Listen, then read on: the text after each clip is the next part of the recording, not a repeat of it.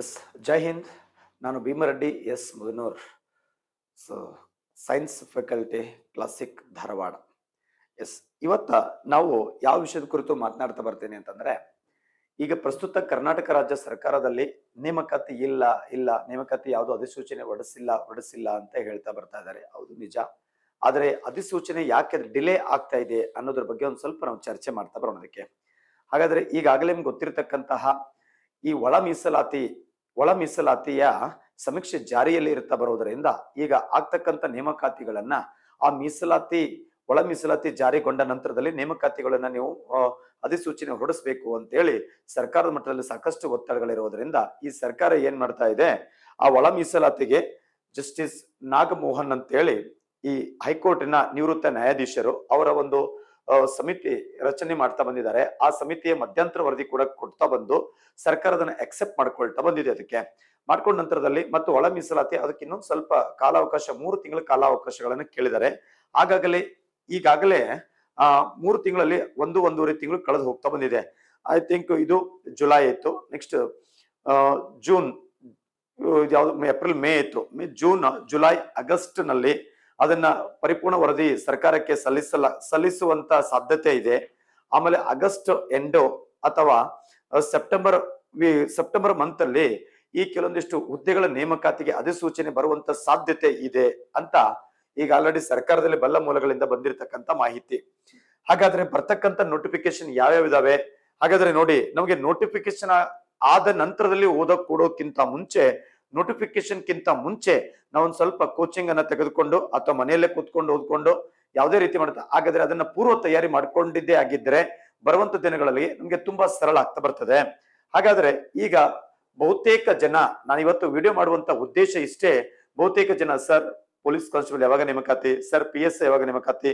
So ಅತಿ ಹೆಚ್ಚು ನಮ್ಮ ಇರ್ತಕ್ಕಂಥ ಅಭ್ಯರ್ಥಿಗಳು, ಯಾಕಂದ್ರೆ ಅತಿ ಬೇಗ ಸೆಟ್ಲ್ ಆಗ್ತಕ್ಕಂತಹ ಹುದ್ದೆಗಳೇ ಪೊಲೀಸ್ ಪೇದೆ ಮತ್ತು ಸಬ್ ಇನ್ಸ್ಪೆಕ್ಟರ್. ಹಾಗಾದ್ರೆ ಇತ್ತೀಚಿನ ಹಿಂದೆ ನಡೆದಿರ್ತಕ್ಕಂಥ ಸಬ್ ಇನ್ಸ್ಪೆಕ್ಟರ್ ಸ್ಕ್ಯಾಮ್ಗಳ ಕಾರಣದಿಂದಾಗಿ ಸಾಕಷ್ಟು ಈ ಉಳಿದಿರ್ತಕ್ಕಂಥ ಈ ವೇಕೆನ್ಸಿ ಪೋಸ್ಟ್ ಗಳನ್ನ ನೇಮಕಾತಿ ಮಾಡ್ಬೇಕಾಗಿತ್ತು. ಆದರೆ ಹಿಂದೆ ನಡೆದಿರ್ತಕ್ಕಂಥ 545 ಮತ್ತು 402 ಆ ನೇಮಕಾತಿಗಳನ್ನೇ ಕೂಡ ಇನ್ನೂ ಪರಿಪೂರ್ಣಗೊಂಡಿಲ್ಲ. ಈಗ 500 ನೇಮಕಾತಿ ಕೂಡ ಪರಿಪೂರ್ಣಗೊಂಡಿದ್ದು ಅವರು ಆಲ್ರೆಡಿ ಈಗ ಟ್ರೈನಿಂಗ್ ನಲ್ಲಿ ಇದ್ದಾರೆ. ಹಾಗಾದ್ರೆ 402 ಇನ್ನೂ ಕೂಡ ಅವರಿಗೆ ಕಾಲ್ಫಾರ್ಮ್ ಲೆಟರ್ ಕೊಟ್ಟಿಲ್ಲ. ಅವರಿಗೆ ಕಾಲ್ಫಾರ್ಮ್ ಲೆಟರ್ ಕೊಟ್ಟ ನಂತರದಲ್ಲಿ ಅವರು ಟ್ರೈನಿಂಗ್ ಕೂಡ ಹೋಗ್ತಾ ಬರ್ತಾರೆ. ಅಲ್ಲಿ ತನಕ ಈ ಒಳ ಮೀಸಲಾತಿ ಎಲ್ಲ ಕ್ಲಿಯರ್ ಆಗುತ್ತೆ. ಕ್ಲಿಯರ್ ಆಗಿ ಯಾವ್ದು ಈಗ ಅಧಿಸೂಚನೆ ಹೊರಡಿಸಲ್ಪಟ್ಟಾಗ ಅಲ್ಲಿಂದ ನಮ್ಗೆ ಅಪ್ಲಿಕೇಶನ್ಗೆ 1 ತಿಂಗಳು, ತದನಂತರದಲ್ಲಿ ಮತ್ತೊಂದು ತಿಂಗಳು, ಅಂದ್ರೆ ಈ ನೋಟಿಫಿಕೇಶನ್ ಹೊರಡಿಸಿದ ನಂತರ 2 ಅಥವಾ 3 ತಿಂಗಳಲ್ಲಿ ಏನಾಗುತ್ತೆ ಅನ್ನೋದಕ್ಕೆ ನಮ್ಗೆ ಫಸ್ಟ್ PSI ಆದ್ರೆ ಫಿಸಿಕಲ್ ನಡೆಸ್ತಾ ಬರ್ತಾರೆ, ನಂತರ ಎಕ್ಸಾಮ್ ಡೇಟ್ ಕೊಡ್ತಾ ಬರ್ತಾರೆ. ಅದು ನಿಯರ್ಲಿ ಡಿಸೆಂಬರ್ ತನಕ ಆಗೋ ಸಾಧ್ಯತೆ ಇದೆ. ಆದರೆ ಈ ವರ್ಷ ಯಾವುದೇ ಕಾರಣಕ್ಕೂ ಕೂಡ ಅವರು ಅಧಿಸೂಚನೆ ಹೊರಡಿಸಲೇಬೇಕು. ಯಾಕಂದ್ರೆ ಆಲ್ರೆಡಿ ಈಗ ಸರ್ಕಾರದಲ್ಲಿ ಸಾಕಷ್ಟು ಹುದ್ದೆಗಳು ಕೂಡ ಖಾಲಿಯಲ್ಲಿ ಇದಾವೆ. ಆಮೇಲೆ ಅವಕ್ಕೆ ಅತಿ ಬೇಗನೆ ಕೂಡ ನೇಮಕಾತಿ ಮಾಡಿಕೊಳ್ಳಲೇಬೇಕಾದಂತ ಒತ್ತಡ ಕೂಡ ಸರ್ಕಾರದ ಮೇಲಿದೆ.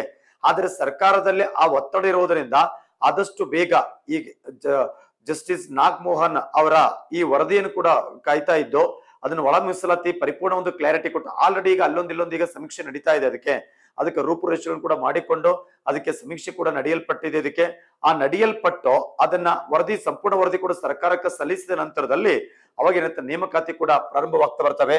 ಅಂತ ನೇಮಕಾತಿಗಳಲ್ಲಿ ಫಸ್ಟ್ ಒಂದನೇದು ಕರಿತಾ ಬರ್ತಿದ್ದಕ್ಕೆ ಇದರಲ್ಲಿ ಪೊಲೀಸ್ ಕಾನ್ಸ್ಟೇಬಲ್ ಹುದ್ದೆಗಳು ಹೇಗೆ ತಯಾರಾಗಬೇಕು, ಆ ತಯಾರಾಗೋಕ್ಕಿಂತ ಮುಂಚೆ ಸ್ವಲ್ಪ ನಾನು ಇಲ್ಲಿ ಮುಂದೆ ಬರ್ತೇನೆ ಇದಕ್ಕೆ. ಹಾಗಾದ್ರೆ ನೇಮಕಾತಿ ಯಾವಾಗ ಇಲ್ಲಿ ನೋಡಿ, ಈಗ ಅಪ್ಕಮಿಂಗ್ ನಲ್ಲಿ ಬರ್ತಕ್ಕಂಥ ಪೊಲೀಸ್ ಹುದ್ದೆ ಅಂದ್ರೆ ಪ್ರಸ್ತುತ ನಮ್ಮ ಕರ್ನಾಟಕದಲ್ಲಿ ಖಾಲಿ ಇರತಕ್ಕಂಥ ಪೊಲೀಸ್ ಕಾನ್ಸ್ಟೇಬಲ್ ಹುದ್ದೆಗಳು, ನಾನಿಲ್ಲಿ ಸ್ಪೆಸಿಫಿಕ್ ಆಗಿ ಪೊಲೀಸ್ ಕಾನ್ಸ್ಟೇಬಲ್ ಹುದ್ದೆಗಳನ್ನ ಇಲ್ಲಿ ನಾನೇನದ ಹಾಕ್ತಾ ಬಂದಿದ್ದೇವೆ. ಬಟ್ ನಂತರ ಇನ್ನೊಂದು ವಿಡಿಯೋಗಳಲ್ಲಿ ಸ್ಪೆಸಿಫಿಕ್ ಆಗಿರ್ತ PSIಗೆ ಸಂಬಂಧಪಟ್ಟಂತ ಎಷ್ಟು ಹುದ್ದೆಗಳೇ ಖಾಲಿ ಇದಾವೆ, ಏನು ಎತ್ತ ಅಂತ ಅನ್ನೋದನ್ನ ನೋಡೋಣ. ಹಾಗಾದ್ರೆ ಇತ್ತೀಚೆಗೆ ನಮ್ಮ ಈ ತರಬೇತಿ ಸಂಸ್ಥೆಗೆ ತುಂಬಾ ಒತ್ತಡದಲ್ಲಿ ಇರ್ತಕ್ಕಂಥ ಯಾಕಂದ್ರೆ ಪೊಲೀಸ್ ತರಬೇತಿ, ಪೊಲೀಸ್ ನೇಮಕಾತಿ ಯಾವಾಗ, ಬ್ಯಾಚ್ ಯಾವಾಗ, ಕೆಲವೊಂದು ನೇಮಕಾತಿ ಯಾವಾಗ ಆಗ್ತಾ ಬರ್ತದೆ, ನೇಮಕಾತಿ ಆದಾಗ ಬ್ಯಾಚಿಗೆ ಬರೋರು ಎಷ್ಟೋ ಜನ ಇದಾರೆ. ಆದರೆ ಕೆಲವೊಂದಿಷ್ಟು ನಮ್ಮಲ್ಲಿ ಎನ್ಕ್ವೈರಿಗಳು ಬಂದಿರುವುದ ಕಾರಣದಿಂದಾಗಿ ಈ ವಿಡಿಯೋಗಳನ್ನ ನಾವಿಲ್ಲಿ ಮಾಡ್ತಾ ಇದ್ದೀವಿ.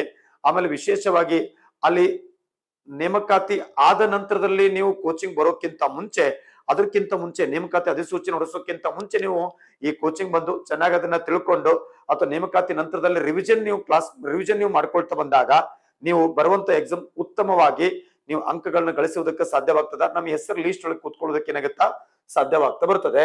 ಹಾಗಾದ್ರೆ ಇಲ್ಲಿ ನಮ್ಮ ಕರ್ನಾಟಕ ರಾಜ್ಯದಲ್ಲಿ ಪೊಲೀಸ್ ಕಾನ್ಸ್ಟೇಬಲ್ ವೃಂದದ ವಿವಿಧ ಹುದ್ದೆಗಳ ಇದಕ್ಕೆ ಇರ್ತಕ್ಕಂಥ ಮಾಹಿತಿ ಕೆಳಕಂಡಂತೆ ಇದೆ. First PC civil. ಹಾಗಾದ್ರೆ ಸಿವಿಲ್ ಪೊಲೀಸ್ದು ಮಂಜೂರಾತಿ ಆಗಿರ್ತಕ್ಕಂಥದ್ದು ಇಲ್ಲಿ ಕರಿತಾ ಇರ್ತದೆ 36,326 ಹಾಗಾದ್ರೆ ಹಾಲಿ ಬಲ ಪ್ರಸ್ತುತ ಇರ್ತಕ್ಕಂಥದ್ದು ಇಷ್ಟದ ರಿಕ್ತ ಸ್ಥಾನ. ಈಗ ಏನಾಗ್ತಾ ಬರ್ತೈತೆ ಅದಕ್ಕೆ ಇಷ್ಟು ನೇಮಕಾತಿ ಆಗುವಂತ ಸಾಧ್ಯತೆಗಳಿದಾವೆ ಇದಕ್ಕೆ. ಹಾಗಾದ್ರೆ ನೆಕ್ಸ್ಟ್ PC ಸಿವಿಲ್ CR ಆಮೇಲೆ ಕರಿತೀವಿ CAR DAR city armed reserve police ಕರಿತಾ ಬರ್ತೀವಿ. DR ಡಿಸ್ಟ್ರಿಕ್ಟ್ ಆರ್ಮ್ಡ್ ಪೊಲೀಸ್ ಅಂತ ರಿಸರ್ವ್ ಕರಿತಾ ಬರ್ತೀವಿ ಇದಕ್ಕೆ. PC ಕರಿತಾ ಬರ್ತೀವಿ PC FPB ಅಂತ ಕರಿತೀವಿ ಇದಕ್ಕೆ. ಮಂಜೂರಾಗಿದ್ದು ಮತ್ತೆ ಹಾಲಿ ಬಲ ಮತ್ತೆ ಇದಕ್ಕೆ ರಿಕ್ತ ಸ್ಥಾನ ಈ ಸದ್ಯಕ್ಕೆ ಬೇಕಾಗಿರ್ತಕ್ಕಂಥವು ಇಷ್ಟೆಲ್ಲ ಇದಕ್ಕೆ. ಆಮೇಲೆ PC ನಿಶಸ್ತು ಅಂತ ಕರಿತಾ ಬರ್ತಿಲ್ಲ ಅದಕ್ಕೆ. ಹಾಗಾದ್ರೆ ನೆಕ್ಸ್ಟ್ ಇಲ್ಲಿ ಸ್ಪೆಷಲ್ RPC ಅಂತ ಕರಿತೀವಿ KSRP ಅಲ್ಲಿ. ಆಮೇಲೆ PC KSISF ನಲ್ಲಿ Karnataka state industrial security force ಅಂತ ಕರಿತಾ ಬರ್ತೀವಿ ಇದಕ್ಕೆ ಅದರಲ್ಲಿ. ಸೊ ಹಾಗೆ ಮಂಜೂರಾಗಿರ್ತಕ್ಕಂಥ ಬಲ ಇಷ್ಟಿದೆ, ಹಾಲಿ ಬಲ ಇಷ್ಟಿದೆ. ಹಾಗಾದ್ರೆ ರಿಕ್ತ ಸ್ಥಾನ ಇದು ಏನಾಗ್ತಾ ಬರ್ತೈತಲ್ಲ ಅದಕ್ಕೆ ನೇಮಕಾತಿಗಳು ಒಟ್ಟಾರೆಯಾಗಿ ಇಷ್ಟು ಸುಮಾರು ಇಷ್ಟು ಖಾಲಿ ಇದಾವೆ. ಇದ್ರೊಳಗಡೆ ಏನಾಗ್ತಾ ಬರ್ತಲ್ಲ ಅದಕ್ಕೆ ನೇಮಕಾತಿಗಳನ್ನ ಈ ಸದ್ಯಕ್ಕೆ ನಿಯರ್ಲಿ ಒಂದು ಹಂತದಲ್ಲಿ ಸುಮಾರು 4,000 ಹುದ್ದೆಗಳನ್ನು ಕರೆಯುವಂತ ಸಾಧ್ಯತೆ ಅದ. ಬಟ್ 4,000 ಒಮ್ಮೆಲೆ ಕರೆದೇ ಇರಬಹುದು, ಹಂತ ಹಂತವಾಗಿ ಅಲ್ಲಿ ಕರೆಯಲ್ಪಡ್ತಾನೆ ಅದಕ್ಕೆ. ಯಾಕಂದ್ರೆ ಸಿವಿಲ್ಗೆ ಒಂದು ನೋಟಿಫಿಕೇಶನ್ ಬೇರೆ ಅಥವಾ CRDR ಗೆ ನೋಟಿಫಿಕೇಶನ್ ಬೇರೆ, ಹೀಗೆ ಆ ವಿವಿಧ ನೋಟಿಫಿಕೇಶನ್ ಗಳಲ್ಲಿ ಕರೆಯುವಂತ ಸಾಧ್ಯತೆ ಇದೆ. ಹಾಗಾದ್ರೆ ಈ ಎಲ್ಲದೂ ಕೂಡ ತಯಾರಿ ಒಂದೇ ವಿಧದಲ್ಲಿ ಆಗ್ತಾ ಬಂದಿರ್ತದೆ ಅದಕ್ಕೆ. ಹಾಗಾದ್ರೆ ಇಲ್ಲೊಂದು ಸ್ವಲ್ಪ ಮುಂದೆ ನೋಡ್ತಾ ಬರ್ತೀವಿ ಇದಕ್ಕೆ. ಇಷ್ಟು ಖಾಲಿ ಇರ್ತಕ್ಕಂಥ ಪ್ರಸ್ತುತ ನಮ್ಮ ಕರ್ನಾಟಕ ರಾಜ್ಯದಲ್ಲಿ ಖಾಲಿ ಇರ್ತಕ್ಕಂಥದ್ದು ಮತ್ತು ಪ್ರಸ್ತುತ ಇಷ್ಟದರಿ. ಆಮೇಲೆ ಈ ವರ್ಷ ಅವರು ನೇಮಕಾತಿ ಕರೆದೇ ಇದ್ದಾಗ ಮತ್ತು ಇದು ಬಲಗಳ ಸಂಖ್ಯೆ ಹೆಚ್ಚಾಗ್ತಾ ಬರ್ತದೆ. ಯಾಕಂದ್ರೆ ಪ್ರತಿ ವರ್ಷ ರಿಟೈರ್ಡ್ ಆಗೋರು ಇರ್ತಾರೆ, ಆಮೇಲೆ ಕೆಲವೊಬ್ರು ಬೇರೆ ಬೇರೆ ಹುದ್ದೆಗೆ ಹೋದಂತವ್ರು ಇರ್ತಾರೆ. ಸಾಕಷ್ಟು ಆಡಳಿತ ಯಂತ್ರದಲ್ಲಿ ಸಮಸ್ಯೆಗಳಿಂದ ಆ ಸಂಖ್ಯೆ ಬಲಗಳ ಸಂಖ್ಯೆ ಕಡಿಮೆ ಆಗುವ ಸಾಧ್ಯತೆ ಅದ. ಹಾಗಾದ್ರಲ್ಲಿ ಬಲಗಳ ಸಂಖ್ಯೆ ಕಡಿಮೆ ಅಂದ್ರೆ ಆ ಸಿಬ್ಬಂದಿಗಳ ಕೊರತೆ ಆಗ್ತಾ ಬಂದಾಗ ಅತಿ ಬೇಗ ಅವರು ಅಲ್ಲಿ ನೇಮಕಾತಿ ಮಾಡ್ಕೊಳ್ಳಲೇಬೇಕಾಗ್ತಾ ಬರ್ತೈತಿ. ಯಾಕಂದ್ರೆ ವಿಶೇಷವಾಗಿ ನಮ್ಮ ರಾಜ್ಯ ಸರ್ಕಾರದಲ್ಲಿ ಪೊಲೀಸ್ ಹುದ್ದೆಗಳನ್ನ ಬೇಗ ಮಾಡಿಕೊಳ್ಳಲೇಬೇಕಾಗ್ತಾ ಬರ್ತದೆ. ಯಾಕಂದ್ರೆ ಸಾಕಷ್ಟು ಸ್ಟೇಷನ್ಗಳಲ್ಲಿ ಕೂಡ ವರ್ಕ್ ಲೋಡ್ ಕೂಡ ಜಾಸ್ತಿ ಆಗ್ತಾ ಇದೆ. ಹಾಗಾಗಿ ಏನ್ ಮಾಡ್ತಾ ಬರ್ತಾರೆ, ನೇಮಕಾತಿ ಅಂತೂ ಈ ವರ್ಷ ಪಕ್ಕ ಮಾಡುವಂತ ಸಾಧ್ಯತೆ ಅತಿ ಹೆಚ್ಚಾಗಿದೆ. ಆಮೇಲೆ ಇದು ಬರ್ತಕ್ಕಂಥ ನೋಟಿಫಿಕೇಶನ್ ಹೇಳಿದ ಆಲ್ರೆಡಿ ಒಂದೂವರೆ ತಿಂಗಳು ಕಳೆದು ಹೋಗ್ತಾ ಬಂತಲ್ಲದಕ್ಕೆ. ಮೇ ಹೋಯ್ತು, ನೆಕ್ಸ್ಟ್ ಜೂನ್ ಜುಲೈ ಆಗಸ್ಟ್ ತಿಂಗಳು ಎಂಡಿನವರೆಗೆ ಹೌದಾ ಎಲ್ಲ ಒಳ ಮೀಸಲಾತಿ ಒಂದು ಹಂತಕ್ಕೆ ಕ್ಲಿಯರ್ ಆಗಿ ಆಗಸ್ಟ್ ಲಾಸ್ಟ್ ವೀಕ್ ಅಥವಾ ಸೆಪ್ಟೆಂಬರ್ ಫಸ್ಟ್ ವೀಕ್ ಅಲ್ಲಿ ಈ ನೋಟಿಫಿಕೇಶನ್ ಆಗುವಂತ ಸಾಧ್ಯತೆ ಉಂಟು. ಅಲ್ಲಿಂದ 2.5 3 ತಿಂಗಳು ನಿಮ್ಗೆ ಅಪ್ಲಿಕೇಶನ್ ಹಾಕೋದಕ್ಕೆಲ್ಲ ಸಮಯ ಇರ್ತದೆ. 1.5 2 ತಿಂಗಳ ಸಮಯ ಇರಬಹುದು. ಐ ಥಿಂಕ್ ಈ ವರ್ಷದ ನವೆಂಬರ್ ಅಥವಾ ಡಿಸೆಂಬರ್ ನಲ್ಲಿ ಪೊಲೀಸ್ ಪದೆಯ ಎಕ್ಸಾಮ್ ಕೂಡ ನಡೆಸಬೇಕು ಅಂತ ತಿಳ್ಕೊಂಡು ಸರ್ಕಾರ ಬಲ್ಲ ಮೂಲಗಳಿಂದ ಬಂದಿರತಕ್ಕಂತ ಮಾಹಿತಿ. ಬಟ್ ನಾನು ಹೇಳಿರ್ತಕ್ಕಂಥ ಮಾಹಿತಿ ಆ ಸರ್ಕಾರಕ್ಕೆ ಆ ವರದಿ ಸಲ್ಲಿಸ್ತಕ್ಕಂಥ ಆಧಾರಿತವಾಗಿರ್ತಕ್ಕಂಥ ದಿನಗಳು 1 ವೀಕ್ 2 ವೀಕ್ ಹೆಚ್ಚು ಕಮ್ಮಿ ಆಗಬಹುದು. ಯಾಕಂದ್ರೆ ಸರ್ ನೀವು ಹೇಳಿದ್ರಲ್ಲ ಆ ಟೈಮ್ಗೆ ಆಗಿಲ್ಲ ಅಂತ ಕೂಡ ಅನ್ನಂಗಿಲ್ಲ. ಯಾಕಂದ್ರೆ ಈ ಅಲ್ಲಿ ಇರ್ತಕ್ಕಂಥ ಬಲ್ಲ ಮಾಹಿತಿಗಳಿಂದ ಬಟ್ ಆಫಿಷಿಯಲಿ ಗೆಜೆಟೆಡ್ ಹೊಡಿಸಿರ್ತಕ್ಕಂಥ ಡಾಟಾ ಇಲ್ಲ. ಬಟ್ ಆದ್ರೆ ಅಲ್ಲಿ ಹೇಳಿರ್ತಕ್ಕಂಥ ಬಲ್ಲ ಮಾಹಿತಿಗಳಿಂದ ನಾನು ಇಲ್ಲಿ ಹೇಳ್ತಿರ್ತಕ್ಕಂಥದ್ದು ಅದೇನೇ ಇರ್ಲಿ. ಹಾಗಾದ್ರೆ ಇಲ್ಲಿ ನಮ್ಗೆ ಏನಾಗ್ತಾ ಬರ್ತದ, ಬಲ್ಲ ಮೂಲಗಳಿಂದ ಬಂದಿರತಕ್ಕಂಥ ಮಾಹಿತಿ ಪ್ರಕಾರ ಇವನ್ನ ಆಗಸ್ಟ್ ಅಥವಾ ಸೆಪ್ಟೆಂಬರ್ ಅಲ್ಲಿ ಈ ನೋಟಿಫಿಕೇಶನ್ ಆಗಿ ಅಲ್ಲಿಂದ 1-1.5 ತಿಂಗಳಲ್ಲಿ ಎಲ್ಲ ಅದನ್ನ ಪ್ರೊಸೆಸ್ ಮುಗಿದು ಮುಂದೆ 1.5-2 ತಿಂಗಳಲ್ಲಿ ಎಕ್ಸಾಮ್ ಗಳನ್ನು ಕೂಡ ನಡೆಸುವಂತ ಸಾಧ್ಯತೆ ಅದ. ಸೊ ಹಾಗಾಗಿ ಆ ಎಕ್ಸಾಮ್ ಆ ಸಮಯದಲ್ಲಿ ನಡೆಸ್ತಾರ ಅಂತಂದ್ರೆ ಅಲ್ಲಿ ತನಕ ನಮ್ಗೆ ಇರ್ತಕ್ಕಂಥ ಸಮಯ ಎಷ್ಟು, ಈಗ ಮೇ ತಿಂಗಳು ಹೋಯ್ತು, ಜೂನ್ ಜುಲೈ ಆಗಸ್ಟ್ 3 ತಿಂಗಳು ಉಳಿತು. ಹಾಗ ಆಗಸ್ಟ್ ಲಾಸ್ಟ್ ವೀಕ್ ಅಥವಾ ಸೆಪ್ಟೆಂಬರ್ ಅಲ್ಲಿ ನೋಟಿಫಿಕೇಶನ್ ಆಗೋ ಸಾಧ್ಯತೆ ಅದ. ಅಂದ್ರೆ ಈ ಸದ್ಯಕ್ಕೆ ಪ್ರಸ್ತುತ ನಮ್ಮ ಕೈಲಿ ಇರ್ತಕ್ಕಂಥದ್ದು 3 ತಿಂಗಳ. ಆ 3 ತಿಂಗಳಲ್ಲಿ ಅತ್ಯಂತ ಪರಿಣಾಮಕಾರಿಯಾಗಿ ನಾವು ಚೆನ್ನಾಗಿ ಅಧ್ಯಯನ ಮಾಡಿದ್ದೇ ಆಗಿದ್ರೆ ಅಥವಾ ನೆಕ್ಸ್ಟ್ ನೋಟಿಫಿಕೇಶನ್ ಆದಾಗ ನಮ್ಮ ಅಲ್ಲಿ ಎಕ್ಸಾಮ್ ಚೆನ್ನಾಗಿ ರೀತಿಯಲ್ಲಿ ನಾವು ಎಕ್ಸಾಮ್ ಏನದಲ್ಲ ಅದಕ್ಕೆ ನಾವು ಫೇಸ್ ಮಾಡೋದಕ್ಕೆ ಸಾಧ್ಯವಾಗ್ತಾ ಬರ್ತದೆ. ಹಾಗಾದ್ರೆ ಈ ಪೊಲೀಸ್ ಕಾನ್ಸ್ಟೇಬಲ್ ಹುದ್ದೆಗಳಿಗೆ ತಯಾರಿ ಹೇಗಿರ್ಬೇಕು, ಈ ತಯಾರಿಗೆಪ್ಪ ಅಂತಂದ್ರೆ ಇದಕ್ಕೆ ತುಂಬಾ ದಿನಗಳು ಬೇಕು ಅಂತೇನಿಲ್ಲ ಮತ್ತು ಆಮೇಲೆ ಕಡಿಮೆ ದಿನಗಳು ಬೇಕು ಅಂತೇನಿಲ್ಲ.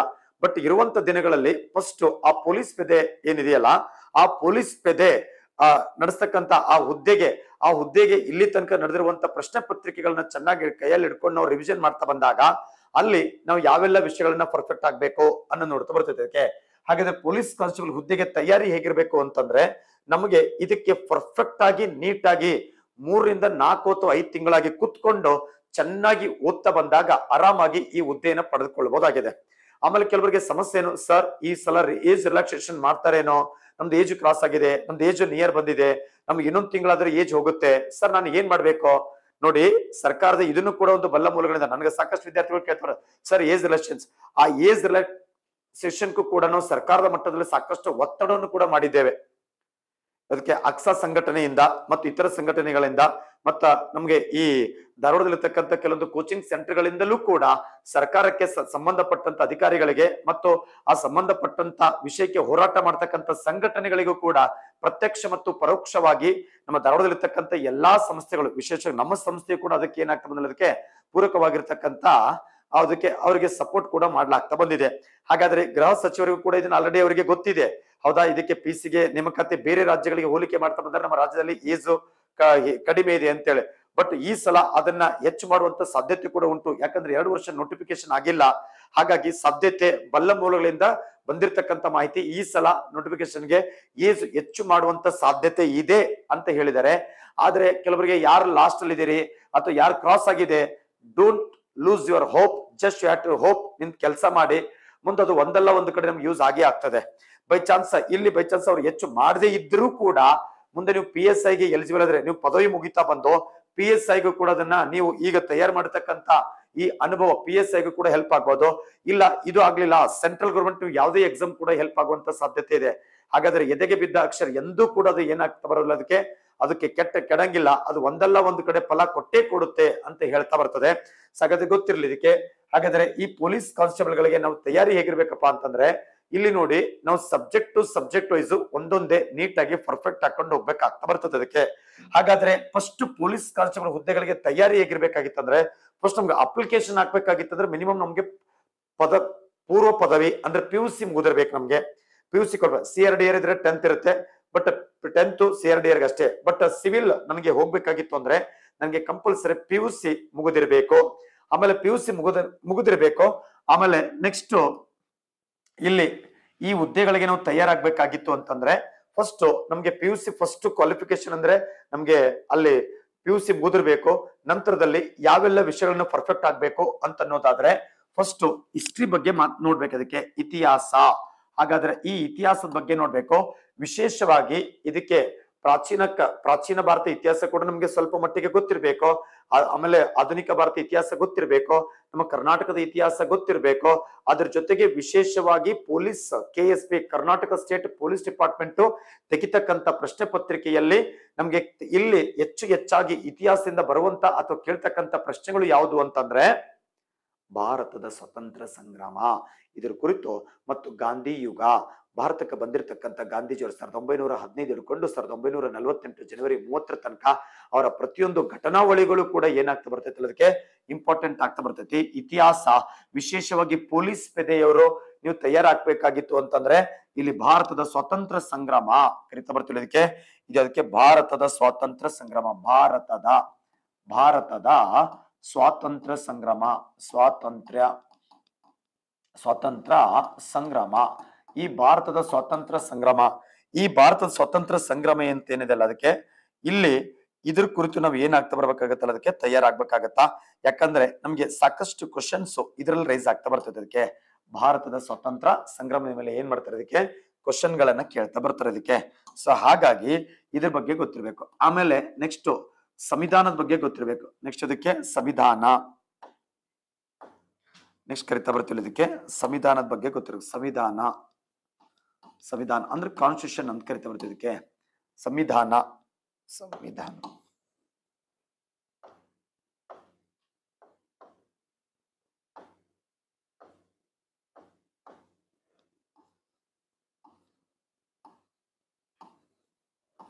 ಕಾನ್ಸ್ಟಿಟ್ಯೂಷನ್ ಬಗ್ಗೆ ಗೊತ್ತಿರಬೇಕು. ಅದಾದ್ಮೇಲೆ ಸ್ವಲ್ಪ ಕರೆಂಟ್ ಇವೆಂಟ್ ರಿಲೇಟೆಡ್ ಆಗಿರ್ತಕ್ಕಂಥ ಬೇಸಿಕ್ ಅರ್ಥಶಾಸ್ತ್ರದ ಬಗ್ಗೆ ಗೊತ್ತಿರಬೇಕು. ಅದಾದ್ಮೇಲೆ ನೆಕ್ಸ್ಟ್ ಮತ್ತೆ ಯಾವ ವಿಷಯ ಬಗ್ಗೆ ತಿಳ್ಕೊಳ್ಬೇಕು ಅಂತಂದ್ರೆ ಮತ್ತೆ ಅಲ್ಲಿ ಕರಿತಾ ಬರ್ತೀವಿ, ನಮ್ಮ ಸಬ್ಜೆಕ್ಟ್ ಕರಿತಾ ಬರ್ತೀವಿ ಸಾಮಾನ್ಯ ವಿಜ್ಞಾನ ಮತ್ತು ತಂತ್ರಜ್ಞಾನ. ಇಲ್ಲಿ ಕರಿತಾ ಬರ್ತಿದ್ದಕ್ಕೆ ಸಾಮಾನ್ಯ ವಿಜ್ಞಾನ ಮತ್ತು ತಂತ್ರಜ್ಞಾನ ಅಂತ ಕರಿತಾ ಬರ್ತಿದ್ದಕ್ಕೆ. ಹಾಗಾದ್ರೆ ಸಾಮಾನ್ಯ ವಿಜ್ಞಾನ ಮತ್ತು ತಂತ್ರಜ್ಞಾನ ಅಂತಂದ್ರೆ ಜನರಲ್ ಸೈನ್ಸ್ ಅಂಡ್ ಟೆಕ್ನಾಲಜಿ ಅಂದ್ರೆ ಕರೆಂಟ್ ಇವೆಂಟ್ ರಿಲೇಟೆಡ್. ಇತ್ತೀಚೆಗೆ ಇಸ್ರೋ, DRDO, ಡಿಫೆನ್ಸ್ ಸಿಸ್ಟಮ್, ಆಮೇಲೆ ಇತ್ತೀಚೆಗೆ ನಡೆದಿರ್ತಕ್ಕಂಥ ವಾರಲ್ಲಿ ಬಳಸ್ತಿರ್ತಕ್ಕಂತಹ ಕ್ಷಿಪಣಿಗಳು, ಅವುಗಳ ಕುರಿತು ಅಗ್ನಿ ಅಂದ್ರೆ ಯಾವುದು, ಪೃಥ್ವಿ ಯಾವುದು, ಆಮೇಲೆ ಬ್ರಹ್ಮೋಸ್ ಯಾವುದು, ಯಾವ ದೇಶಗಳ ಜಂಟಿಯಾಗಿ ನಿರ್ಮಾಣ ಮಾಡ್ಕೊಳ್ಳಾಗ್ತಾ ಬಂದಿದೆ, ಈ ರೀತಿಯಾಗಿರ್ತಕ್ಕಂಥ ವಿಷಯಗಳು ನಮ್ಗೆ ಪೊಲೀಸ್ ಪೇದೆಯಲ್ಲಿ ತಂತ್ರಜ್ಞಾನಕ್ಕೆ ಅಥವಾ ಪ್ರಚಲಿತ ಘಟನೆಗಳಿಗೆ ಅನುಗುಣವಾಗಿ ಇಲ್ಲೇನ್ ಮಾಡ್ತಾ ಬರ್ತಾನೆ, ಕೇಳ್ತಾ ಬರ್ತಾನೆ. ನೆಕ್ಸ್ಟ್ ಇನ್ನೊಂದು ಯಾವ್ದಪ್ಪ ಅಂದ್ರೆ ಭೂಗೋಳ ಬಗ್ಗೆ ಗೊತ್ತಿರ್ಬೇಕು ಇದಕ್ಕೆ ಭೂಗೋಳ, ಜಿಯೋಗ್ರಫಿ ಅಂತ ಕರಿತೀವಿ ಇದಕ್ಕೆ. ಅದಾದ್ಮೇಲೆ ನೆಕ್ಸ್ಟ್ ಮಾನಸಿಕ ಸಾಮರ್ಥ್ಯ ಅಂತ ಕರಿತಾ ಬರ್ತದೆ ಇದಕ್ಕೆ. ಹಾಗಾದ್ರೆ ಮಾನಸಿಕ ಸಾಮರ್ಥ್ಯ ಇವುಗಳ ಕುರಿತು ನಾವ್ ಏನಾಗ್ತದಿಲ್ಲ ಅದಕ್ಕೆ ನೋಡ್ಬೇಕಾಗ್ತಾ ಬರ್ತದೆ. ಮತ್ತ ಅದ್ರ ಜೊತೆಗೆ ಇನ್ನೊಂದು ವಿಶೇಷತೆ ಯಾವ್ದಪ್ಪ ಅಂದ್ರೆ ಪ್ರಚಲಿತ ಘಟನೆಗಳು ಅಂತ ಕರಿತಾ ಬರ್ತೀವಿ ಇದಕ್ಕೆ. ನೋಡಿ, ಇಷ್ಟು ಸಬ್ಜೆಕ್ಟ್ ಮೇನ್ ಮೊದಲು ಪರ್ಫೆಕ್ಟ್ ಆಗ್ಬೇಕು, ಅದ್ರ ಜೊತೆಗೆ ಒಂದ್ ಸ್ವಲ್ಪ ಕಂಪ್ಯೂಟರ್ ರಿಲೇಟೆಡ್ ಆಗಿ ನೋಡ್ತಾ ಬರ್ಬೇಕು. ಇಷ್ಟು ವಿಷಯಗಳನ್ನ ಒಳಗೊಂಡಂತೆ ನಾವೊಂದು ಪೊಲೀಸ್ ಪೆದೆಗೆ ನಾವು ತಯಾರಾಗ್ಬೇಕು ಅಂತಂದ್ರೆ ಇಷ್ಟು ವಿಷಯಗಳು ಚೆನ್ನಾಗಿ ನಮ್ಗೆ ಅರ್ಥೈಸಿಕೊಂಡಿರ್ಬೇಕು. ಮತ್ತೆ ಈ ವಿಷಯಗಳು ಅರ್ಥೈಸಿಕೊಳ್ಳುವುದರ ಜೊತೆಗೆ ಇಲ್ಲಿ ತನಕ ನಮ್ಮ ಕರ್ನಾಟಕ ರಾಜ್ಯ ಸರ್ಕಾರ ಪೊಲೀಸ್ ಪೆದೆಗಳಿಗೆ ನಡೆಸಿರ್ತಕ್ಕಂತ ಈ ಎಕ್ಸಾಮ್ಗಳೇನಿದಾವಲ್ಲ, ಆ ಎಕ್ಸಾಮ್ಗೆ ಸಂಬಂಧಪಟ್ಟಂತ ಆ ಕ್ವಶನ್ ಪೇಪರ್ ಗಳನ್ನ PC ಮತ್ತು PSI ಗೆ ಇವು ಎರಡೇ ಕ್ವಶನ್ ಪೇಪರ್ ಚೆನ್ನಾಗಿ ಅದನ್ನ ಪ್ರಾಕ್ಟೀಸ್ ರೂಢಿಸ್ಕೊಂಡು ಅದನ್ನ ರಿವಿಷನ್ ಮಾಡ್ತಾ ಬರೋದ್ರಿಂದ ನಮಗೆ ಬರುವಂತ ಈ ಪೊಲೀಸ್ ಪೆದೆ ಎಕ್ಸಾಮ್ ಗಳಿಗೆ ಉತ್ತಮ ಅಂಕಗಳು ತೆಗೆದುಕೊಳ್ಳುವುದಕ್ಕೆ ಏನಾಗುತ್ತಾ ಸಾಧ್ಯವಾಗ್ತಾ ಬರ್ತದೆ ಇದಕ್ಕೆ. ಹಾಗಾದ್ರೆ ಫಸ್ಟ್ ತಯಾರಿ ಅಂತಂದ್ರೆ ಫಸ್ಟ್ ನಮ್ಗೆ ಕ್ವಾಲಿಫಿಕೇಶನ್ ಏನಂತ ಗೊತ್ತಿರ್ಬೇಕು, ಅದ್ರ ಜೊತೆಗೆ ನೆಕ್ಸ್ಟ್ ಸಬ್ಜೆಕ್ಟ್ ನೆಕ್ಸ್ಟ್ ಪರ್ಫೆಕ್ಟ್ ಆಗಿರ್ಬೇಕು. ಯಾಕಂದ್ರೆ ಪೊಲೀಸ್ ಪೆದೆಯಲ್ಲಿ ಅಪ್ಲಿಕೇಶನ್ ಹಾಕಿದ ನಂತರದಲ್ಲಿ ನೀವು ಎಕ್ಸಾಮ್ ಬರೀತೀರಿ, ಎಕ್ಸಾಮ್ ದಾಗ ಸ್ಕೋರ್ ಬೇಸಿಸ್ ಮೇಲೆ ಒಂದು ಪೋಸ್ಟ್ಗೆ 5 ಜನರಂತೆ ಏನ್ ಮಾಡ್ತಾರ ಫಿಸಿಕಲ್ ಕರೀತಾರೆ. ನಿಮ್ಗೆ ಎಕ್ಸಾಮೇ ಸರಿಯಾಗಿ ಫಿಸಿಕಲ್ ಬರಂಗಿಲ್ಲ. ಬಟ್ ಪೊಲೀಸ್ ಪೆದೆಯಲ್ಲಿ ಫಸ್ಟ್ ನಮ್ಗೆ ಸಬ್ಜೆಕ್ಟ್ ಚೆನ್ನಾಗಿ ಗ್ರಿಪ್ ಇಟ್ಕೊಳ್ಬೇಕು, ಉತ್ತಮ ಸ್ಕೋರ್ ಮಾಡುವಂಗೆ ಏನೆಲ್ಲ ಪೂರಕ ಬೇಕು ಆ ರೀತಿ ನಾವ್ ಏನ್ ಮಾಡ್ಬೇಕು, ಅದಕ್ಕೆ ತಯಾರಿ ಮಾಡ್ಕೊಳ್ತಾ ಬರ್ಬೇಕು ಇದಕ್ಕೆ. ಸೊ ಇಷ್ಟು ವಿಷಯಗಳನ್ನು ಒಳಗೊಂಡಂತೆ ಮತ್ತೆ ಇದ್ರ ಜೊತೆಗೆ ಇಲ್ಲೊಂದು ಏನ್ ಮಾಡ್ತಾ ಬರ್ತಾನೆ ಅದಕ್ಕೆ ಕಂಪ್ಯೂಟರ್ ಕುರಿತು ಕೂಡ ಕ್ವಶನ್ ಗಳನ್ನ ಕೇಳ್ತಾ ಬರ್ತಾನೆ ಇದಕ್ಕೆ. ಯಾವ್ದಕ್ಕೆ? ಕಂಪ್ಯೂಟರ್. ಇಷ್ಟು ಕ್ವಶನ್ ಗಳನ್ನು ಒಳಗೊಂಡಂತೆ 100 ಅಂಕಗಳಿಗೆ ಪ್ರಶ್ನೆಗಳನ್ನ ತೆಗಿತಾನೆ. ಸಮಯ ಅಂತ ಬಂದಾಗ ಇಷ್ಟು ಕ್ವಶನ್ ಗಳಿಗೆ ಏನ್ ಮಾಡ್ತಾ ಬರ್ತಾನೆ ಅದಕ್ಕೆ 100 ಕ್ವಶನ್ಸ್ ಇರ್ತದೆ. ಹಾಗಾದ್ರೆ 100 ಮಾರ್ಕ್ಸ್ ಇರುತ್ತೆ. ಹಾಗಾದ್ರೆ ಒಂದು ಕ್ವಶನ್ಗೆ 1 ಮಾರ್ಕ್ಸ್. ಗೊತ್ತಾಯ್ತು ನಿಮ್ಗೆ? ಒಂದು ಕ್ವಶನ್ ಅನ್ನು ಕರೆಕ್ಟ್ ಮಾಡಿದ್ರೆ ನಾನು 1 ಮಾರ್ಕ್ಸ್ ಪಡ್ಕೊಳ್ತೀನಿ. ಅದೇ ಒಂದು ಕ್ವಶನ್ ಅನ್ನು ತಪ್ಪು ಮಾಡಿದ್ರೆ 1 ಮಾರ್ಕ್ಸ್ ಪ್ಲಸ್ ಅದ್ರ ಜೊತೆಗೆ ಕರಿತ 0.25 ಮಾರ್ಕ್ಸ್ ಏನಾಗುತ್ತೆ 1.25 ಮಾರ್ಕ್ಸ್ ನಾನು ಕಳ್ಕೊಳ್ತಾ ಬರ್ತೀನಿ. ಯಾಕಂದ್ರೆ ಇಲ್ಲಿ ನೆಗೆಟಿವ್ ಅಂಕಗಳು ಇರ್ತದೆ. ನಾನು 4 ಕ್ವಶನ್ ಕರೆಕ್ಟ್ ಮಾಡಿದ್ರೆ ನನ್ಗೆ 4 ಮಾರ್ಕ್ಸ್ ಬಂತು. ಹಾಗಾದ್ರೆ ಅದೇ 4 ಕ್ವಶನ್ ತಪ್ಪು ಮಾಡಿದ್ರೆ 4 ಮಾರ್ಕ್ಸ್ ಪ್ಲಸ್ ಅದಕ್ಕೆ ಪೆನಲ್ಟಿದು 1 ಮಾರ್ಕ್ಸ್, ಟೋಟಲ್ ನಾನು 5 ಮಾರ್ಕ್ಸ್ ಕಳೆದುಕೊಳ್ತಾ ಬರ್ತೀನಿ. ಯಾಕಂದ್ರೆ ನೆಗೆಟಿವ್ ಇರ್ತದೆ. ಹಾಗಾಗಿ ನೆಗೆಟಿವ್ ಇರುವಂತ ಪ್ರಶ್ನೆ ಪತ್ರಿಕೆಯಲ್ಲಿ ನಾವು ಬಹಳ ಚೆನ್ನಾಗಿ ಕೇರ್ಫುಲಿ ಆಗಿ ಆಮೇಲೆ ಅದನ್ನ ಅರ್ಥೈಸಿಕೊಂಡು ನಾವು ಆನ್ಸರ್ ಹಾಕ್ಬೇಕಾಗ್ತಾ ಬರ್ತದೆ. ಯಾಕಂದ್ರೆ ಏನಾಗುತ್ತೆ, ನಮ್ಗೆ ಸಾಕಷ್ಟು ನಮ್ಗೆ ಕೇಳ್ತಾ ಬರ್ತಾರೆ, ಸರ್ ನಂದು ಜಸ್ಟ್ 1 ಮಾರ್ಕ್ಸ್ ಅಲ್ಲಿ ಹೋಯ್ತು ಸರ್ ನಂದು 0.5 ಮಾರ್ಕ್ಸ್ ಅಲ್ಲಿ ಹೋಯ್ತು ಸರ್ ನಂದು 0.25 ಮಾರ್ಕ್ಸ್ ಅಲ್ಲಿ ಹೋಯ್ತು ಅಂತ ಹೇಳ್ತಾರೆ. ಹೊಟ್ಟೆ ಉರಿದೋ ಬಿಡುತ್ತೈತೆ. ಹಾಗಾದ್ರೆ ತಪ್ಪು ಹೇಳ್ತಾ ಬಂದಾಗ ಅನ್ಸುತ್ತೆ ಅವ್ರು ಒಂದು ಕ್ವಶನ್ ಕರೆಕ್ಟ್ ಮಾಡ್ಬೇಕಾಗಿತ್ತು ಅಥವಾ ಒಂದು ಕ್ವಶನ್ ತಪ್ಪು ಮಾಡಬಾರ್ದಾಗಿತ್ತು, ಎರಡೇ ಇಷ್ಟೇ, ಮತ್ತೇನಿಲ್ಲ. ಹಾಗಾದ್ರೆ ಈಗಾದಾಗ ಅಲ್ಲಿ ಏನಾಗುತ್ತೆ ಗೊತ್ತಾ, ಇಷ್ಟು ಮಾರ್ಕ್ಸ್ ಅಲ್ಲೇ ಜೀವನದ ಆಟ ಆಡಿಸ್ತಾ ಬರ್ತದೆ. ವೇಟಿಂಗ್ ಫಾರ್ ನೆಕ್ಸ್ಟ್ ನೋಟಿಫಿಕೇಶನ್ ಮಾಡಿಸ್ಲಾಗ್ತಾ ಬರ್ತದೆ ಅದಕ್ಕೆ. ಸೊ ಹಾಗಾಗಿ ನಾನ್ PC ತಯಾರಾಗ್ತೀನಪ್ಪ ಅಂದ್ರೆ ಗೊಂಗು ಬಿಟ್ಟು ಮತ್ತೊಂದಿರಬಾರ್ದು ಅದಕ್ಕೆ.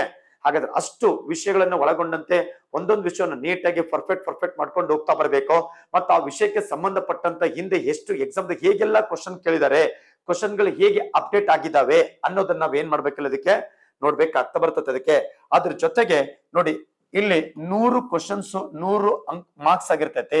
ಇದಕ್ಕೆ ಸಮಯ 1 ಗಂಟೆ 30 ನಿಮಿಷ ಅಂದ್ರೆ ನಿಯರ್ಲಿ 90 ಮಿನಿಟ್ಸ್ 90 ನಿಮಿಷ ಇರ್ತದೆ.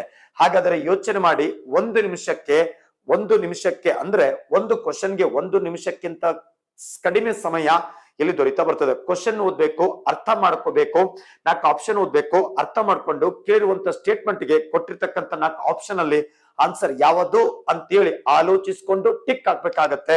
ಹಾಗಾದ್ರೆ ಸಮಯವೂ ಕೂಡ ಇಲ್ಲಿ ಅತ್ಯಂತ ಪ್ರಮುಖ ಪಾತ್ರ ವಹಿಸ್ತಾ ಬರ್ತದೆ. ಇಷ್ಟು ಸಮಯದಲ್ಲಿ ಅಷ್ಟಕ್ಕೂ ಕ್ವಶನ್ ಗಳನ್ನ ಅಟೆಂಡ್ ಮಾಡ್ಬೇಕು ಆಗಿತ್ತು ಅಂತಂದ್ರೆ ನನ್ನ ರೀಡಿಂಗ್ ಸ್ಕಿಲ್ ಫಾಸ್ಟ್ ಆಗಿರ್ಬೇಕು, ಅಂಡರ್ಸ್ಟ್ಯಾಂಡಿಂಗ್ ಸ್ಕಿಲ್ ಫಾಸ್ಟ್ ಆಗಿರ್ಬೇಕು. ಅಷ್ಟು ಫಾಸ್ಟ್ ಆಗಿರ್ಬೇಕಾಗಿತ್ತು ಅಂತಂದ್ರೆ ಹಳೆಯ ಪ್ರಶ್ನೆ ಪತ್ರಿಕೆಗಳನ್ನ ಚೆನ್ನಾಗಿ ಓದ್ಕೊಂಡಿರ್ಬೇಕು, ಅದನ್ನ ರಿವಿಷನ್ ಮಾಡ್ತಾ ಬಂದಿರ್ಬೇಕು. ಮಾಡಿದಾಗ ಮಾತ್ರ ನಮ್ಗೆ ಏನಾಗುತ್ತೆ ಗೊತ್ತಾ, ನಮ್ಗೆ ಕೈಯಲ್ಲಿ ಬಂದಿರತಕ್ಕಂತ ಪ್ರಶ್ನೆ ಪತ್ರಿಕೆಯನ್ನ ವಿತಿನ್ ಟೈಮ್ ಅಲ್ಲಿ ಕಮೆಂಡೇಬಲ್ ಆಗಿ ಕಾನ್ಫಿಡೆನ್ಸ್ ಇಂದ ಆನ್ಸರ್ ಹಾಕಿ ಟಿಕ್ ಹಾಕೋದಕ್ಕೆ ಸಾಧ್ಯವಾಗ್ತದ. ಹಾಗಾದ್ರೆ ಸ್ಕೋರ್ ಹೆಚ್ಚು ಮಾಡೋದಕ್ಕೆ ಸಾಧ್ಯವಾಗ್ತದ. ನಮ್ಗೆ ಸ್ಕೋರ್ ಹೆಚ್ಚು ಆದ್ರೇನೆ ಫಿಸಿಕಲ್ ಎಲಿಜಿಬಲ್ ಆಗ್ತಾ ಬರ್ತದೆ. ಇಲ್ಲ ಅಂದ್ರೆ ಇಲ್ಲ, waiting for next notification wait ಮಾಡ್ಬೇಕಾಗತ್ತ. ಕೈಯಾಗ ಒಂದು ಸಿಕ್ಕಂತ ನೋಟಿಫಿಕೇಶನ್ ಜೀವ ಕಿತ್ತಿ ಬಾಯಿಗೆ ಬಂದ್ರೂ ಪರವಾಗಿಲ್ಲ, ಅದಕ್ಕೆ ಏನ್ ಬೇಕು ಪೂರ್ವ ತಯಾರಿ ಮಾಡ್ಕೊಂಡು ಒಂದು ಸಲ ಒಂದು ಹುದ್ದೆ ಪಡ್ಕೊಂಡ್ರೆ ಸಂಬಳ ಎಷ್ಟು ಗೊತ್ತೇನು? ಪೊಲೀಸ್ ಪೇದೆ ಅಂತ ಬಂದ್ರೆ ಕಡಿಮೆ ಅಂದ್ರೆ 7th ಪೇ ಸ್ಕೇಲ್ ಆಗ್ತಾ ಬರ್ತೈತಿ. ಹಾಗಾದ್ರೆ 45 to more than 50,000, ನಾನು ಅಕ್ಯುರೇಟ್ ಹೇಳ್ತಿಲ್ಲ, ಅವರೇಜ್ more than 45 to 50,000 ಇದೆ, ಅದಕ್ಕಿಂತ ಹೆಚ್ಚು ಬರುತ್ತೆ. ಕೆಲವರಿಗೆ ಕೈಯಾಗ ಕಟ್ಟಾಗಿ ಅಲ್ಲೆಷ್ಟು 42, 43 ಬರುತ್ತೆ, ಅಥವಾ ಅವ್ರು ಕಟ್ ಜಾಸ್ತಿ ಮಾಡ್ಕೊಳ್ತಾರೆ 38, 40,000 ರೂಪಾಯಿ ತನಕ ಒಂದು ತಿಂಗಳಿಗೆ ಬರುತ್ತೆ. ಗೊತ್ತಿರಲಿ, ಒಂದು ತಿಂಗಳಿಗೆ ಸುಮಾರು 13 ತಿಂಗಳು ಸಂಬಳ ತಗೊಳ್ತಾ ಬರ್ತಾರೆ ಡಿಪಾರ್ಟ್ಮೆಂಟ್ ಅಲ್ಲಿ. ಆಮೇಲೆ ಅದ್ರ ಜೊತೆ ಡಿಪಾರ್ಟ್ಮೆಂಟ್ ಹೋದಾಗ ಅದು ಮೈ ಮೇಲೆ ಕಾಕಿ ಬಿದ್ದಾಗ ಕದರೇ ಚೇಂಜ್ ಆಗುತ್ತೆ. ಸೊ ಅಲ್ಲಿ ಇಡ್ಸಕ್ಕಂತ officer that is different life change ಆಗ್ತಾ ಬರುತ್ತೆ. ನಾನು ಫ್ರೆಶ್ ಆಗಿ ನಾನು ಎಂಜಿನಿಯರಿಂಗ್ ಮುಗಿಸ್ಕೊಂಡು ಯಾವುದೋ ಪ್ರೈವೇಟ್ ಕಂಪ್ನಿಯಲ್ಲಿ ಹೋಗಿ ವರ್ಕ್ ಮಾಡ್ತೀನಿ ಅಂದ್ರೂ ತಿಂಗಳ ಅಷ್ಟು ಸಂಬಳ ಕೊಡಂಗಿಲ್ಲ. ಬಟ್ ಸರ್ಕಾರದಲ್ಲಿ ಫಸ್ಟ್ ಪೊಲೀಸ್ ಇದೆ, ಕ್ವಾಲಿಫಿಕೇಶನ್ PUC ಚೆನ್ನಾಗಿ ಓದ್ಕೊಂಡು ಹೋಗಿ ಕ್ಲಿಯರ್ ಆಗ್ತಾ ಬಂದ್ರೆ ಒಳ್ಳೆ ಸಂಬಳ. ಒಂದ್ಸಲ ಹುದ್ದೆ ಪಡ್ಕೊಂಡು ನಮ್ಗೆ ಆ ಹುದ್ದೆ ನಿರ್ವಹಿಸ್ತಾ ನಾನು ಬೇರೆ ಹುದ್ದೆಗೆ ಹೋಗ್ಬೋದು. ಬಟ್ ಅತಿ ಕಡಿಮೆ ಸಮಯದಲ್ಲಿ ಅತಿ ಬೇಗ ಹುದ್ದೆ ಹೋಗ್ಬೇಕು ಅನ್ನೋದಕ್ಕ ಇದೊಂದು ಪೊಲೀಸ್ ಪೇದೆ. ಯಾಕಂದ್ರೆ ಸಾಕಷ್ಟು ನಮ್ಮ ಸಂಸ್ಥೆಗೆ ಬೇಡಿಕೆ ಇರೋದ್ರಿಂದ, ಸ್ಪೆಷಲ್ ಆಗಿ ಯಾವಾಗ ನೀವು PC ಬ್ಯಾಚ್ PC ನೋಟಿಫಿಕೇಶನ್ ಯಾವಾಗ ಆಗುತ್ತೆ, ಬ್ಯಾಚ್ ಯಾವಾಗ ಮಾಡ್ತಾರೆ, ನೋಟಿಫಿಕೇಶನ್ ಆದ್ರೆ ನಮ್ಮಲ್ಲಿ ಬ್ಯಾಚ್ ನಾವು ಬರ್ತೀವಿ ಸರ್, ನೋಟಿಫಿಕೇಶನ್ ಆದ್ರೆ ಯಾವಾಗ ಆಗುತ್ತೆ ಅದನ್ನ ಗೊತ್ತಾಗಿ ಬರ್ತೀವಿ ಅಂತ ಹೇಳ್ತಾರೆ. ಬಟ್ ನಮ್ಮ ಪ್ರಕಾರ ನೋಟಿಫಿಕೇಶನ್ ಆದ ನಂತರದಲ್ಲಿ ಬರೋಕ್ಕಿಂತ ಮುಂಚೆ ನೀವು ಚೆನ್ನಾಗಿ ಮುಂಚೆ ಬಂದು ಚೆನ್ನಾಗಿ ಪರ್ಫೆಕ್ಟ್ ಮಾಡಿಸುತ್ತೆ. ನಮ್ಮಲ್ಲಿ ಪ್ರತಿ ವಾರಗಳು ಎಕ್ಸಾಮ್ಗಳು ನಡೆಸ್ತಾ ಬರ್ತಾರೆ, ಹೌದಾ? ಮತ್ತೆ ನಮ್ಗೆ ಇಷ್ಟೆಲ್ಲ ಸಾಕಷ್ಟು, ನಮ್ಗೆ ಧಾರವಾಡದ ಸಾಕಷ್ಟು ಎಕ್ಸಾಮ್ಗಳು ಬಂದು ಬರೀತಾ ಬರ್ತಾರೆ ಅದಕ್ಕೆ. ಹಾಗಾದ್ರೆ ನೀವು ಬನ್ನಿ, ಇಲ್ಲಿ ಇದನ್ನ ಮಾಡ್ಕೊಳ್ಳಿ, ಆಮೇಲೆ ಪರ್ಫೆಕ್ಟ್ ಆಗಿ ನಿಮ್ಮ ಕನಸಿನ ಹುದ್ದೆಯನ್ನು ಪಡ್ಕೊಂಡು ವಾಪಸ್ ಹೋಗಿ ಹೇಳ್ತಾ ಬರ್ತದೆ. ಇದಕ್ಕೆ ಇಷ್ಟ ಆಗ್ತಾ ಬರ್ತದೆ. ನೆಕ್ಸ್ಟ್ ಮತ್ತೆ ಮುಂದೆ ಬರ್ತಾ ಬರ್ತೀನಿ. ಮುಂದೆ ಯಾವ್ದಪ್ಪ ಅಂತಂದ್ರೆ ಇಲ್ಲಿ ಕರಿತಾ ಬರ್ತದೆ ಇದಕ್ಕೆ. ಹಾಗಾದ್ರೆ ಇದಕ್ಕೆ ಸಂಬಂಧಪಟ್ಟಂತ ನಮ್ಮ ಸಂಸ್ಥೆಯಲ್ಲಿ ಮುಂಬರ್ತಕ್ಕಂತ ಈ ಪೊಲೀಸ್ ಕಾನ್ಸ್ಟೇಬಲ್ಗೆ ಈ ಟೈಮ್ಗೆ ಆಗುತ್ತೆ. ಒಂದು ಸ್ವಲ್ಪ ಇದಕ್ಕಿಂತ ಹಿಂದೆ ನೋಡ್ತಾ ಬರೋಣ. ಇದಕ್ಕೆ ಪೊಲೀಸ್ ಕಾನ್ಸ್ಟೇಬಲ್ ಹುದ್ದೆಗಳ ಆಯ್ಕೆಯಾಗಲು ನಮ್ಮ ತಯಾರಿ ಹೇಗಿರ್ಬೇಕು ಈಗ ಹೇಳ್ತಾ ಬಂದಿಲ್ಲ. ತಯಾರಿ ಅಂತಂದ್ರೆ ಏನಿಲ್ಲ, ಅಲ್ಲಿ ನಾವ್ ಏನ್ ಮಾಡ್ಬೇಕು, ನಾನು ಅಲ್ಲಿ ಹಾಕಿರ್ತಕ್ಕಂಥ ಹಿಂದೆ ವಿಷಯಗಳನ್ನ ಏನ್ ಹಾಕಿದೀನಲ್ಲ, ಆ ಹಾಕಿರ್ತಕ್ಕಂಥ ವಿಷಯಗಳ ಕುರಿತು ಒಂದೊಂದು ವಿಷಯವನ್ನ ನಾವು ನೀಟಾಗಿ ಚೆನ್ನಾಗಿ ಥಿಯರಿ ಕ್ಲಾಸ್ ಅನ್ನ ತಿಳ್ಕೊಳ್ಬೇಕು. ಹಳೆ ಎಕ್ಸಾಮ್ ದಾಗ ಕೇಳಿರುವಂತಹ ಪ್ರಶ್ನೆಗಳನ್ನು ವಿಷಯಕ್ಕೆ ಅನುಗುಣವಾಗಿ ಅದನ್ನ ತೆಕ್ಕೊಂಡು ನೋಡ್ತಾ ಬರ್ಬೇಕು. ನೋಡ್ತಾ ಬಂದು ಅವಾಗ ಅದು ಏನಾಗ್ತಾ ಬರ್ತೈತೆ, ಅದಕ್ಕೆ ಉತ್ತಮ ತಯಾರಿಗೆ ಸಾಧ್ಯವಾಗ್ತಾ ಬರ್ತೈತೆ. ಅದಕ್ಕೆ ಸರ್ ಇಷ್ಟೆಲ್ಲ ತಯಾರಿ ಆಗ್ತಾ ಬರ್ತೀವಿ, ನೋಟಿಫಿಕೇಶನ್ ಯಾವಾಗ, ಮತ್ತ ಅದಕ್ಕೆ ಈ ತಯಾರಿಗೆ ನಮ್ಮ ಸಂಸ್ಥೆಯಲ್ಲಿ ಮತ್ತೇನು ಪೂರಕ? ಹಾಗಾದ್ರೆ ನಮ್ಮ ಸಂಸ್ಥೆಯಲ್ಲಿ ಕರಿತಾ ಬರ್ತಿಲ್ಲಕ್ಕೆ ಇದನ್ನ ಆಲ್ರೆಡಿ ಎಷ್ಟು ಪೋಸ್ಟ್ ಅಂತ ಹೇಳಿದೀನಿ. ನೆಕ್ಸ್ಟ್ ಇದು ತಯಾರಿ ಹೇಗಂತ ಮಾತಾಡ್ತಾ ಬಂದಿದ್ದೀನಿ. ನೆಕ್ಸ್ಟ್ ಈಗ ನಮ್ಮ ಸಂಸ್ಥೆಯಲ್ಲಿ ಇದಕ್ಕೆ ವಿಶೇಷವಾಗಿ ಇಲ್ಲಿ ಏನಾಗ್ತಾ ಬರ್ತದೆ ಗೊತ್ತಾ, ಈ ಮುಂಬರ್ತಕ್ಕಂಥ ವಿಶೇಷವಾಗಿ ಪೊಲೀಸ್ ಕಾನ್ಸ್ಟೇಬಲ್ ಬ್ಯಾಚ್ ಗಳನ್ನ ಏನ್ ಮಾಡ್ತಾ ಬರ್ತೀವಿ, ಇದಕ್ಕೆ ನಮ್ಗೆ 5, 6 ಅಂದ್ರೆ ಇಲ್ಲಿ ಜೂನ್ 5ನೇ ತಾರೀಕು ಪರಿಸರ ದಿನ ಅದ ಇವತ್ತು ಜೂನ್. ವಿಶೇಷವಾಗಿ ಆ ಪರಿಸರ ದಿನ, ನಿಸರ್ಗ, ಪರಿಸರ, ಹಸಿರು. ಹಾಗಾದ್ರೆ ನಿಮ್ಮ ಜೀವನದಲ್ಲಿ ಕೂಡ ನಿಮ್ಮ ಹಸಿರುಮಯವಾಗಿ, ಹೌದಾ, ಈ ಸಮಾಜಕ್ಕೆ ಉತ್ತಮವಾಗಿರ್ತಕ್ಕಂಥ ನೀವು ಒಂದು ಸೇವೆ ಸಲ್ಲಿಸುವುದಕ್ಕ, ನಿಮ್ಮ ಕನಸಿನ ಹುದ್ದೆಯನ್ನು ಪಡ್ಕೊಳ್ಳೋದಕ್ಕೋಸ್ಕರ ನಮ್ಮ ಒಂದು ಕಿರು ಬ್ಯಾಚ್ ಗಳನ್ನ ಅಂದ್ರೆ ಈ ಡೇಟಿಗೆ ಒಂದು ಬ್ಯಾಚ್ ಮಾಡ್ತಾ ಇದ್ದೇವೆ. ಆ ಬ್ಯಾಚಿಗೆ ಬಂದು ಕೂಡ ನೀವೊಂದು ಅಡ್ಮಿಷನ್ ತಗೊಳ್ತಾ ಬರ್ಬೋದು. ನಮ್ಮಲ್ಲಿ ಹೇಳಿರ್ತಕ್ಕಂಥ ವಿಷಯಗಳನ್ನ ಎಲ್ಲವನ್ನು ವಿಷಯಕ್ಕೆ ಅನುಗುಣವಾಗಿ ವಿಷಯ ತಜ್ಞರಿಂದ ನಿಮ್ಗೆ ಪರ್ಫೆಕ್ಟ್ ಮಾಡಿಸೋದಷ್ಟೇ ಅಲ್ಲ, ಸಾಕಷ್ಟು ಎಕ್ಸಾಮ್ಗಳಿಗೆ ನಡೆಸಿ, ಅಂದ್ರೆ ಮುಂದೆ ನೀವು PC ಎಕ್ಸಾಮ್, ಮೇನ್ ಎಕ್ಸಾಮ್ ಹೇಗಿರುತ್ತೆ ಅದೇ ಎಕ್ಸಾಮ್ ಫೀಲ್ ಅಲ್ಲಿ ನಮ್ಮಲ್ಲಿ ಕೂಡ ಎಕ್ಸಾಮ್ಗಳನ್ನ ಪ್ರತಿ ವಾರ ನಡೆಸ್ತಾ ಬರ್ತಾ, ಪ್ರತಿ ಟಾಪಿಕ್ ಎಕ್ಸಾಮ್ಗಳನ್ನ ನಡೆಸ್ತಾ ಬಂದು ನಮ್ಮಲ್ಲಿ ಏನ್ ಮಾಡ್ತಾ ಬರ್ತಾರೆ, ಅದಕ್ಕೆ ಈ ಬ್ಯಾಚ್ ಸ್ಟಾರ್ಟ್ ಆಗ್ತಾ ಇದೆ. ನೀವು ಅದನ್ನ ಅಡ್ಮಿಷನ್ ತಗೊಳ್ಬಹುದು. ಸ್ಟಾರ್ಟ್ ಆಗೋದು 5, 6, 25ಕ್ಕೆ. ಹಾಗಾದ್ರೆ ಮೊದಲ ಬಂದವರಿಗೆ ಅತ್ಯಂತ ಆದ್ಯತೆ ಮತ್ತು ಡಿಸ್ಕೌಂಟ್ ಕೂಡ ಕೊಡ್ಲಾಗ್ತಾ ಬರ್ತದೆ. ಯಾರಿಗೆ ನಿಮ್ಮ ಕನಸಿನ ಹುದ್ದೆ ಅತಿ ಬೇಗ ಈಡೇರಿಸಿಕೊಳ್ಳಬೇಕು ಅಂತ ಇಚ್ಛೆ ಉಳ್ಳವರು ಬನ್ನಿ, ನಮ್ಮ ಹತ್ರ ಜಾಯಿನ್ ಆಗಿ ಆಮೇಲೆ ನಿಮ್ಮ ಕನಸಿನ ಹುದ್ದೆ ಈಡೇರಿಸಿಕೊಂಡು ಹೋಗಿ ಅಂತ ಹೇಳ್ತಾ, ಹಾಗಾದ್ರೆ ನೀವು ತೆಗೆದುಕೊಳ್ತಕ್ಕಂತ ಒಂದು ಅಡ್ಮಿಷನ್ ಹಾಗಾದ್ರೆ ಕರಿತಾ ಬರ್ತಿದ್ದಕ್ಕೆ ಒಂದು ನೇಮಕಾತಿ, ಒಂದು ಹುದ್ದೆ ನೀವು ಪಡ್ಕೊಂಡು ಒಂದ್ಸಲ ಅಡ್ಮಿಷನ್ ತಗೊಂಡ್ರಿ, ನೀವು ನೇಮಕಾತಿ ಪಡ್ಕೊಂಡೆ ಹೋಗುವಂತಹ ಎಲ್ಲ ಸಹಕಾರ ನಮ್ಮಲ್ಲಿ ಒದಗಿಸಲಾಗ್ತಾ ಬರ್ತದೆ, ನಮ್ಮ ಸಂಸ್ಥೆ ಒದಗಿಸಲಾಗ್ತಾ ಬರ್ತದೆ. ಬನ್ನಿ, ಜಾಯಿನ್ ಆಗಿ. ಮತ್ತೆ ಅದಕ್ಕೆ ಏನಾದ್ರೂ ನಮ್ಗೆ ಹೆಚ್ಚಿನ ಮಾಹಿತಿಗಳು ಬೇಕಾಗಿತ್ತು ಅಂತಂದ್ರೆ ನೀವು ಈ ನಂಬರ್ಗೆ ಕಾಂಟ್ಯಾಕ್ಟ್ ಮಾಡಿ ಹೆಚ್ಚಿನ ಮಾಹಿತಿಗಳನ್ನ ಕೇಳಿಸ್ಕೊಳ್ಬೇಕು. ಅದಕ್ಕೆ ಫೀಸ್ ಏನು, ಮತ್ತೆ ನಿಮ್ಗೆ PG ವ್ಯವಸ್ಥೆ, ಮತ್ತೆ ಇನ್ನು ಏನಾದ್ರೂ ಕೂಡ ನಿಮ್ಮ ತಲೆಯಲ್ಲಿ ಗೊಂದಲಗಳು ಏನಾದ್ರೂ ಇದ್ರೆ ಆ ನಂಬರ್ಗೆ ಕಾಲ್ ಮಾಡಿ ಎನ್ಕ್ವೈರಿ ಮಾಡ್ಕೊಂಡು ನೀವು ಬಂದು ಅಡ್ಮಿಷನ್ ನಮ್ಗೆ ಸ್ಟಾರ್ಟ್ ಆಗೋದು. ಕೆಲವೊಂದಿಷ್ಟು ಬಂದು ಅಡ್ಮಿಷನ್ ಮಾಡ್ಕೊಂಡಿದ್ದಾರೆ. ಇನ್ನೊಂದು ಸ್ವಲ್ಪ ಕೆಲವೇ ಸೀಟ್ಗಳು ಉಳಿದಿರೋದ್ರಿಂದ ಆ ಒಂದು ಬ್ಯಾಚ್ ಸ್ಟಾರ್ಟ್ ಆಗುತ್ತೆ. ಮತ್ತೆ ನೆಕ್ಸ್ಟ್ ಬ್ಯಾಚ್ ಸ್ಟಾರ್ಟ್ ಆಗ್ಬೇಕಾದ್ರೆ ಆ ಡೇಟ್ ಗಿಂತ ಮತ್ತೆ ಮುಂದೆ ಹೋಗುವ ಸಾಧ್ಯತೆ ಇದೆ. ಈ ಡೇಟ್ ಹೋಗಲ್ಲ, ನೆಕ್ಸ್ಟ್ ಬ್ಯಾಚ್ ಮತ್ತು ನೆಕ್ಸ್ಟ್ ಡೇಟ್ ಕೊಡ್ಲಾಗ್ತಾ ಬರ್ತದೆ. ಹಾಗಾಗಿ ಈ ಡೇಟಿಗೆ ನಿಮ್ಗೆ ಬೇಕಾಗಿತ್ತು ಅಂತಂದ್ರೆ ಆಮೇಲೆ ನೇಮಕಾತಿಯ ಅದನ್ನ ಈ ಒಳ ಮೀಸಲಾತಿ ಅದರ ಇಂಚಿಂಚು ಮಾಹಿತಿ ಕೂಡ ಏನಪ್ಪಾ ಅಂದ್ರೆ ಇಲ್ಲಿ ನಿಮಗೆ ಯಾವಾಗ ಆಗತ್ತೆ ಏನು ಅಂತ ಅನ್ನೋದು ಎಲ್ಲ ಕೂಡ ಮಾಹಿತಿ ಕೊಡ್ಲಾಗ್ತಾ ಬಂದು ಇಲ್ಲಿ ನಡೀತಾ ಬರ್ತದೆ. ಬಟ್ ಆದ್ರೆ ಈ ವರ್ಷ ಡಿಸೆಂಬರ್ ಒಳಗಾಗಿ ನೋಟಿಫಿಕೇಶನ್ ಆಗಿ ಎಕ್ಸಾಮ್ ನಡೆಸುವಂತ ಸಾಧ್ಯತೆ ಇದೆ. ಅದಕ್ಕೋಸ್ಕರ ವಿಶೇಷವಾಗಿ ಈ ಬ್ಯಾಚ್ ಗಳನ್ನ ಕೂಡ ಮಾಡ್ಲಾಗ್ತಾ ಇದೆ. ಇದಕ್ಕೆ ಬಂದು ನೀವು ಒಂದು ಅಡ್ಮಿಷನ್ ಪಡ್ಕೊಂಡು ನಿಮ್ಗೆ ಬೇಕಾಗಿರ್ತಕ್ಕಂಥ ನಮ್ಮ ಕಡೆಯಿಂದ ಏನೆಲ್ಲ ಸಹಾಯ ಬೇಕು ಮಾಡ್ತಾ ಇದೀವಿ ಅಂತ ಹೇಳ್ತಾ ಬಂದು ಅಷ್ಟಕ್ಕೆ ನಾನು ಮುಗಿಸ್ತಾ ಬರ್ತೇನೆ. Thank you.